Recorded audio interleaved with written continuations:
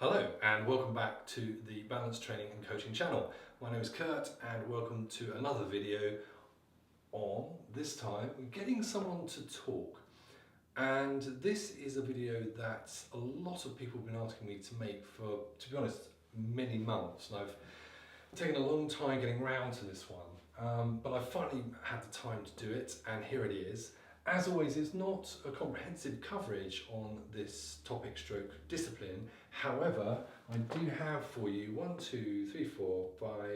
6 very particular core skills that you can draw on in various contexts where you're struggling to get someone to talk. Therefore, let's have a look, and I will be reasonably swift with this. And as always, if you want me to go into more detail, get in touch and just say, Kurt, could you do me like another 5 minutes or 10 or 15? And could you give me another 5, 7, 12 ideas for how to deal with this situation? I will happily do that for you. Many people have asked for this, and the latest person to ask for this was a woman called Fiona from company Y. And therefore, Fiona, this is for you and for everyone else who has been asking over the last few months. So, getting someone to talk.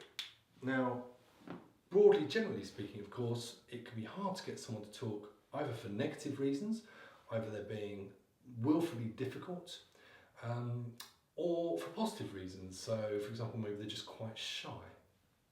And I, again, have so many people, not just managers, by the way, say, how do you get someone talking? Or what do you do when you get, yeah, no, kind of, I guess so?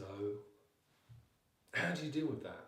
So, okay, here we go. And I will put these in a certain order of preference as well.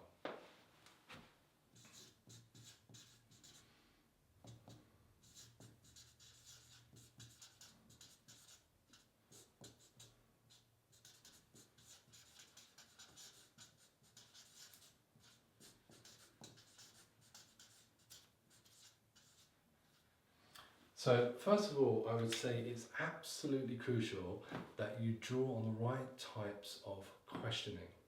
And therefore, in particular, I'd say you're looking at open questions, imperatives, and adverbs and adverbial clauses. So generally speaking, one of the common reasons why it's hard to get someone talking is because we're asking too many closed questions. Also, it's quite a British and quite an English thing as well, because it's regarded as polite. I call it the Victorian inheritance. It's regarded as polite to add closed prefixes to our questions. So, for example, can you think of why that was? Or do you mind me asking you for what reasons that happened? Or could you talk me through that? And in some contexts, when people are struggling or they're being willfully difficult, you don't want to do that, because it makes it easier for them to shut down. By the way, with all of these, if there are any of these that you don't know about, again, get in touch and ask me to send you the handouts and I'll make the videos, and I'll explain these in more detail. I'm going to assume you know what these are. Imperatives, strictly speaking, they're not questions, they're actually commands. Talk me through what happened, for example, is a command. But imperatives are very, very important for getting people talking. Adverbs, so a lot of words that end in ly, like precisely, specifically, exactly. So you might say, talk me through exactly what happened, or talk me through precisely what you did. Also, if you pop in some adverbial clauses, that can help as well. So, for example, in detail or in greater depth, so talk me through that situation in greater depth, or talk me through that situation in more detail or comprehensively. Yeah, so to repeat, that is crucial, and I would make that your starting point.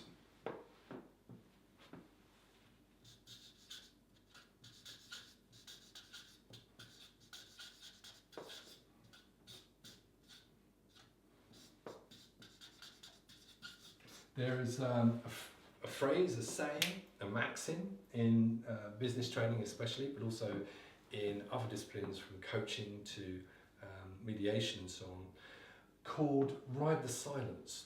And essentially it's pausing. Now, I often find, not just in simulations, but in the real workplace and the world outside it as well, that is commonly required as well.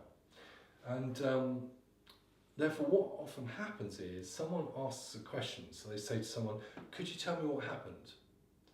There's like a half-second beat, and then they interrupt the speaker, if indeed they started, but even if they don't, they come in with something else. So for example, they say, could you explain to me what happened? I mean, the reason why I'm asking is because, or could you explain to me what happened? No? I mean, okay, I mean, don't worry, it's just so for a start, the questioner is often not giving the respondent enough time to reply. Now, sometimes this is out of eagerness, sometimes this is out of a desire to help, but also this is often because of a discomfort on the questioner's part. He or she is afraid of silence, so they fill it.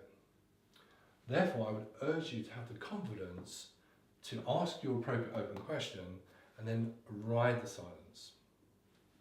Obviously, you have to do that sensitively. You don't stare someone out, you know, and so on. I believe you're aware of that. So, that's really, really important.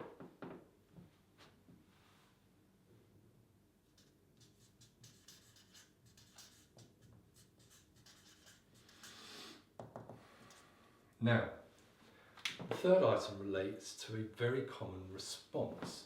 So what you can also quite frequently find is that you ask an open question, you ride the silence, but what comes back is, I don't know. And this also can be said within less than 1 second. So for example, in comes the question to the respondent. So the question comes in, so Kurt, why do you think that happened? And I go, don't know. Happens a lot. Now, of course, on one level, if I spend that much time thinking about something, of course I'm not going to know the answer. If I go, I don't know, well, of course not. If you give it an attosecond or a picosecond, you know, to reflect on, of course you're not going to know the answer. So when you get that kind of response, I don't know, you need to put it back to the respondent. So for example,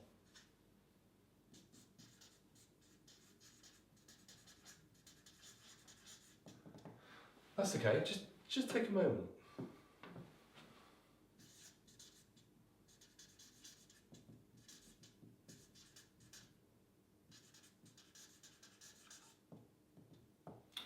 Or you might say, that's okay, sit with it for a while, sit with it for a moment, see what comes to mind. Okay. So encourage the respondent to take their time, you know.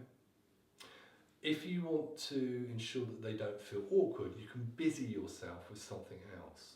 Therefore, you might say, well, that's okay, take as long as you want, okay, there's no rush here, and see what comes to mind. I've just got to make a note of something in the meantime anyway, so take as long as you want. You know, so do your best to make them feel comfortable, and of course, busying yourself with something else can probably help you to feel more comfortable too.